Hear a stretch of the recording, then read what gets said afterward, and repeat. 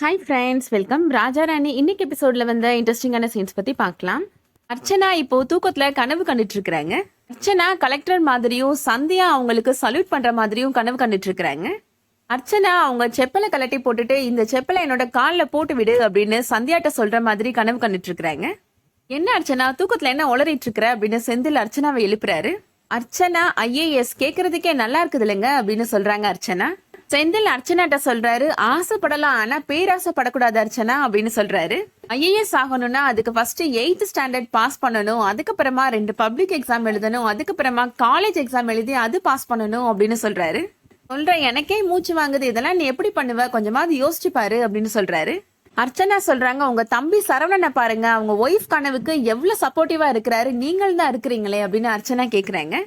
சந்தியா நீ காண்ற கனவு நீ காண்றது ஒன்னாடி அப்படின்னு கேக்குறாரு செந்தில். அது முழிச்சிட்டு இருக்கிறப்ப இருக்கிற கனவு, ஆனா நீ காண்றது தூங்குறப்ப வருது அப்படின்னு சொல்றாரு. எனக்கு சப்போர்ட்டிவா இல்லாட்டினால என்னை டிஸ்கரேஜ் பண்ணாதீங்க அப்படின்னு அர்ச்சனா சொல்றாங்க.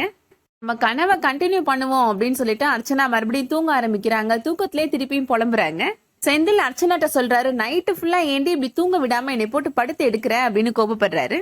மறுநாள் காலையில சந்தியா ஸ்வீட் செஞ்சு எல்லாருக்குமே கொடுக்குறாங்க. என்ன சந்தியா திடீர்னு ஸ்வீட் பண்ணிருக்கிற அப்படின்னு சந்தியா மாமனார் கேட்கிறாரு. அத்தை என்னைய ஐபிஎஸ் எக்ஸாம் எழுதுறதுக்கு அலோவ் பண்ணாங்கல்ல, அந்த சந்தோஷத்துக்கு தான் மாமா அப்படின்னு சொல்றாங்க சந்தியா. சிவகாமி இப்போ அவங்க வந்துடுறாங்க. சந்தியா செஞ்ச ஸ்வீட்டை சாப்பிட்டு பாரு சிவகாமி, எவ்வளவு டேஸ்டா இருக்கு தெரியுமா அப்படின்னு சந்தியா மாமனார் சொல்றாரு. நீங்க ஸ்வீட்டை தொட்டே பார்க்க கூடாது அப்படின்னு சிவகாமி சொல்லிடுறாங்க. செந்தில் அங்க வராரு. எங்களுக்கெல்லாம் ஸ்வீட் இல்லையா நீ அப்படின்னு கேக்குறாரு. உங்களுக்கு இல்லாததான் எடுத்துக்கோங்க அப்படின்னு சந்தியா கொடுக்குறாங்க. மயிலிப்பாங்க வராங்க. நீங்க ஸ்வீட்டை கொடுத்து ஏமாத்திடலாம்னு நினைக்காதீங்க, நீங்க ஐபிஎஸ் ஆனதுக்கு அப்புறம் பெரிய ஹோட்டலுக்கு கூட்டி போய் ட்ரீட் கொடுக்கணும் அப்படின்னு சொல்றாங்க.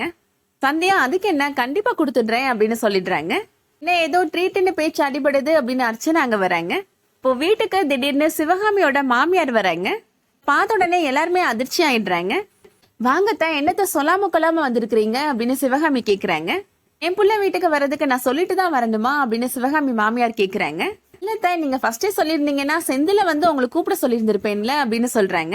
அர்ச்சனாவை பார்த்து எப்படி இருக்கிறமா அப்படின்னு சிவகாமி மாமியார் கேக்குறாங்க. நல்லா இருக்கேன் பாட்டி, நீங்க வந்தது ரொம்ப சந்தோஷம் அப்படின்னு சொல்றாங்க. நீ கன்சீவா இருக்கிறேன்னு கேள்விப்பட்டே உன்னைய உன் மாமியார் நல்லா பாத்துக்கிறாளா அப்படின்னு கேக்குறாங்க. நல்லா பாத்துக்கிறாங்க பாட்டி அப்படின்னு அர்ச்சனா சொல்றாங்க. என்ன சந்தியா ரொம்ப நேரமா கையில எதையோ பிடிச்சிட்டே நின்னுட்டு இருக்கிற அப்படின்னு சிவகாமி மாமியார் கேக்குறாங்க. அதுவா ஸ்வீட் செஞ்சேன் பாட்டி அப்படின்னு சொல்றாங்க சந்தியா. என்ன திடீர்னு ஸ்வீட் பண்ணிருக்கிற, நீயும் கன்சீவா இருக்கிறியா அப்படின்னு கேக்குறாங்க. இல்ல பாட்டி அப்படின்னு சந்தியா சொல்றாங்க. அப்புறம் என்ன திடீர்னு ஸ்வீட் செஞ்சிருக்கிற அப்படின்னு கேக்குறாங்க. எதுவும் சொல்லிடாத அப்படின்னு சிவகாமியும் சரவணனோட அப்பாவும் சந்தியாவை பார்த்து சொல்றாங்க. என்ன நான் கேட்டுட்டே இருக்கேன், பதிலே சொல்ல மாட்டேன்ற அப்படின்னு சிவகாமி மாமியார் கேக்குறாங்க.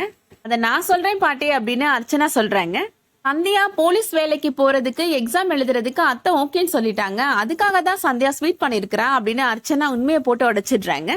கேட்ட உடனே சிவகாமி மாமியாருக்கு ரொம்ப கோபம் வந்துருது. என்ன நினைச்சிட்டு இருக்கிறீங்க, நம்ம குடும்பத்துல யாராவது போலீஸ் ஆயிருக்கிறாங்களா அப்படின்னு கேக்குறாங்க. என் மருமக போலீஸ்னு உன்னால ஊர்ல வந்து சொல்ல முடியுமா அப்படின்னு கேக்குறாங்க.